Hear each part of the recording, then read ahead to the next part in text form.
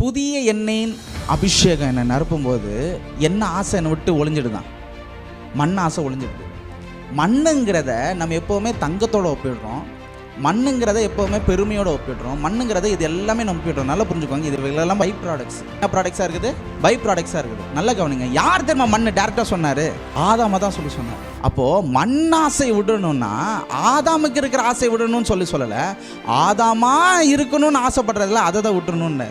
மண்ணுக்கு இருக்கிற ஆசையை ஒழிக்கணும்னு சொல்லலை, மண் ஆசையை விட்டுருன்னா நீ மண்ணையே என்ன பண்ணிடணும், உன்னை விட்டு தூசியை உதறி விட்டு எழும்பு.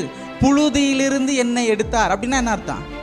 உன் மேலே இருக்கிற தூசி மண்ணையும் எடுத்துரு, மண்ணில் இருக்கிறவனையும் ஆண்டவர் எடுத்துறாரு. ஆக மொத்தம் நீ எதிரவே இருக்கக்கூடாது, மண்ணில் இருக்கக்கூடாது. சொல்கிறது புரியுதுங்களா? ஆக மொத்தம் இப்போ மண்ணுங்கிறதுனா யார்? ஆதாம்னா வெறும் ஆதாம்ங்கிறதுனா உங்களுக்கு சொல்கிறது ஈஸி. அழகாக ஒரு வார்த்தை சொல்லுங்கள், எல்லாரும் சொல்லுங்கள் மனுஷன்.